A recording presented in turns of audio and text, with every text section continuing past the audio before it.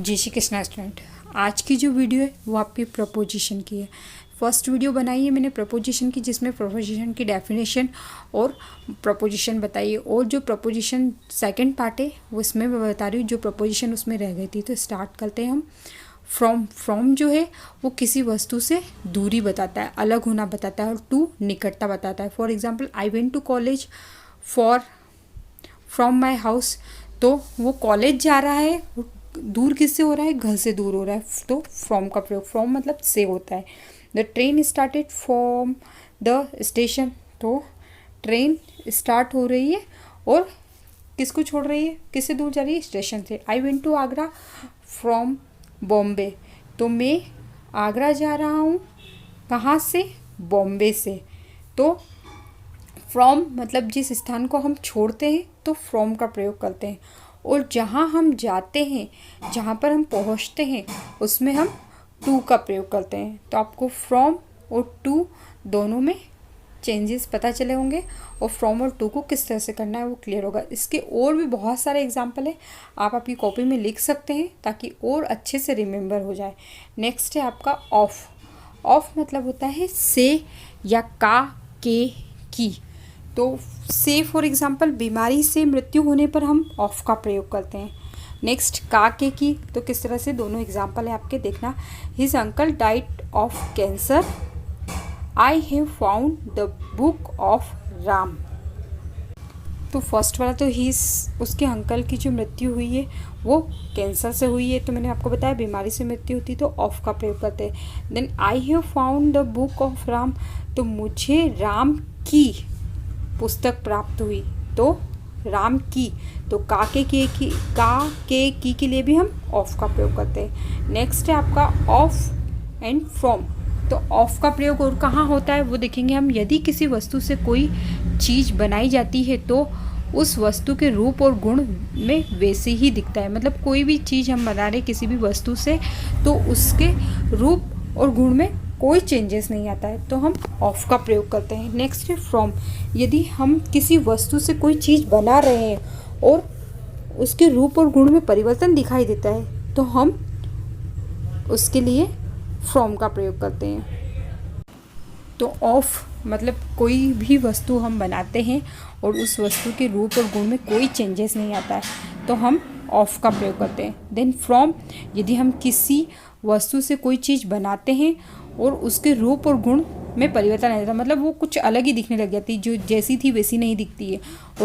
और ऑफ का प्रयोग जब हम बनाते हैं और वो वस्तु को बनने के बाद भी उसके अंदर पता चलता है ये इससे बनी हुई है, तो हम ऑफ का प्रयोग करते हैं। For example butter is made from milk, तो आपको पता चल रहा है कि जो बटर है वो फ्रॉम लगा है, मतलब अब बटर के अंदर मिल्क दिख रहा है क्या, नहीं दिख रहा है, तो हम फ्रॉम का प्रयोग करेंगे। My ring is made of gold, तो ऑफ गोल्ड मतलब अगर गोल्ड पहले भी गोल्ड था और अब उसकी रिंग बन गई है तब भी वो गोल्ड है, तो इसमें कुछ चेंजेस हुआ क्या, कोई चेंजेस नहीं हुआ। Ghee is made from vegetable oils, जो घी है वो वेजिटेबल ऑयल से बना है, तो वेजिटेबल ऑयल घी के अंदर दिख रहा है क्या, अब नहीं दिख रहा है, अब तो घी दिख रहा है, मतलब चेंजेस हो गया, उसके रूप और गुण में चेंजेस हो गया। The chair is made of would, जो चेयर है वो किसकी बनी है, लकड़ी की बनी है, तो लकड़ी तो उसमें दिख रही है, तो हम ऑफ का प्रयोग, तो ऑफ का प्रयोग किसी भी वस्तु को उससे बनाया जाता है उसमें कोई चेंजेस नहीं आता, तो ऑफ, और चेंजेस आ जाए तो फ्रॉम का प्रयोग। नेक्स्ट आपका सिंस और फॉर। सिंस और फॉर का प्रयोग बहुत ही इंपॉर्टेंट होता है, ये आपको टेंस में भी बहुत हेल्प करता है। स्टार्ट करते हैं हम सिंस। पॉइंट ऑफ टाइम मतलब कोई फिक्स समय बताता है तो हम सिंस का प्रयोग करते हैं। फॉर पीरियड ऑफ टाइम मतलब कोई अवधि बताता है तो हम फॉर का प्रयोग करते हैं। अवधि मतलब कि 1-2 साल, 3 साल, 2 घंटे, 3 घंटे, तो ये अवधि हो गई। और सिंस फिक्स समय बताएगा तो हम सिंस का प्रयोग करेंगे। For example she has been washing cloth since morning, वह सुबह से कपड़े धो रही है। Then second example you will have been playing cricket for 2 days, तो तुम 2 दिन से क्रिकेट खेल रहे हो, तो आपने 2 दिन में कोई फिक्स घंटे को समय, क्योंकि पूरे दिन तो क्रिकेट नहीं खेला होगा, तो इस तरह से अवधि बताई जाती है तो फॉर, और फिक्स समय बताया जाता है तो सिंस का प्रयोग करते हैं। तो सिंस और फॉर क्लियर हुआ होगा। नेक्स्ट आपका है फॉर। फॉर का अर्थ होता है के लिए भी होता है। फॉर एग्जाम्पल, इसका एग्जाम्पल से आपका क्लियर हो जाएगा। I have bought some toys for my brother. पता चल रहा है कि मेरे पास जो खिलौने हैं वो मेरे भाई के लिए, तो भाई के लिए हैं या खरीदे हैं, मैंने जो खिलौने खरीदे हैं वो मेरे भाई के लिए। तो के लिए का प्रयोग होता है तो फॉर का प्रयोग। नेक्स्ट है बिटवीन और अमंग।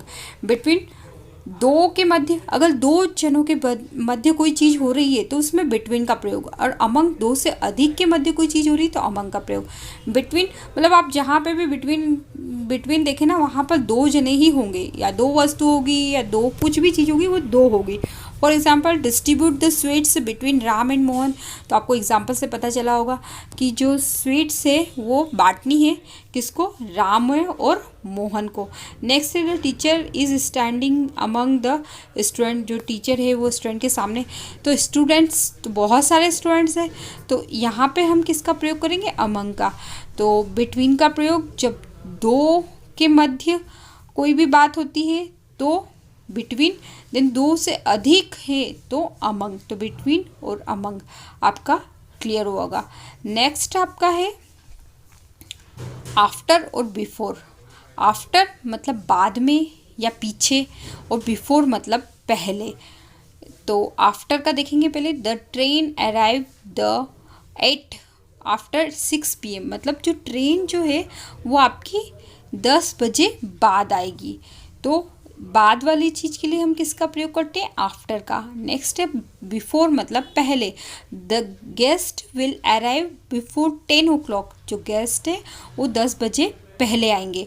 इस तरह से बिफोर और आफ्टर का प्रयोग आपका क्लियर होगा। नेक्स्ट है आपका आफ्टर एंड बिहाइंड। आफ्टर मतलब मैंने पहले बताया था पीछे तो है ही है, इसके अलावा भाई गतिशील वस्तु के लिए भी हम आफ्टर का प्रयोग करते हैं। और बिहाइंड स्थिर वस्तु के लिए, कोई स्थिर रखी हुई वस्तु हो तो उसके लिए बिहाइंड का प्रयोग करते हैं। एग्जाम्पल से आपका क्लियर होगा। The dog is running after the cat. जो डॉग है वो कैट के पीछे दौड़ रहा है। तो इस कंडीशन में क्या हो रहा है, गतिशील क्रिया हो रही है। Next, the police are running after the thief. तो ये दोनों ही एग्जाम्पल आपके आफ्टर के हो गए हैं। बिहाइंड मतलब होता है स्थिर, कोई चीज़ स्थिर रखी हो ना तो हम बिहाइंड का प्रयोग करते हैं। और आफ्टर का प्रयोग तो आपका अच्छे से क्लियर हुआ होगा। गतिशील वस्तु, कोई किसी के पीछे है और गतिशील है, क्रिया कर रहा है। नेक्स्ट है आपका अंडर एंड टिल। तो अंडर मतलब होता है नीचे या अधीन, टिल मतलब होता है तक। अंडर मतलब अपन किसी भी टेबल के नीचे, अगर कोई भी टेबल है, अब टेबल को छू तो नहीं रहा है, नीचे उसके जूते पड़े हैं या कुछ और चीज़ पड़ी शूज़ के अलावा, तो वो छू नहीं रही है, तो उस कंडीशन में हम अंडर का प्रयोग करेंगे। She put the basket under the table. तो वो वह बास्केट रखती है किसके, टेबल के नीचे। नेक्स्ट है आपका the works under the guidance of his uncle. तो he works under the guidance of his uncle. वह काम करता है उसके अंकल के गाइडेंस में। This road is under repairing. ये जो रोड है वो रिपेयरिंग के अंडर में है, तो रिपेयरिंग पे। We will return till his evening. हम सब वापस लौट जाएंगे जब तक शाम होगी। तो आपको पता चल रहा है तक शाम होती, तक मतलब का प्रयोग टिल का प्रयोग होता है। देन हम यदि नीचे किसी चीज़ के बारे में बताते हैं लेकिन वो वस्तु उसको टच नहीं कर रही, तब हम अंडर का प्रयोग करते हैं। तो आपकी सारी प्रपोजिशन क्लियर हुई है। और अगर आपको कोई डाउट हो तो आप कमेंट बॉक्स में लिख सकते हैं। देन मेरी वीडियो को लाइक कीजिए, शेयर कीजिए, सब्सक्राइब कीजिए। और ये विफ्टिंग एकेडमी कर मेरा जो चैनल है, आप इस पर सर्च करेंगे तो आपको इंग्लिश की सारी वीडियो मिल जाएगी। Thank you.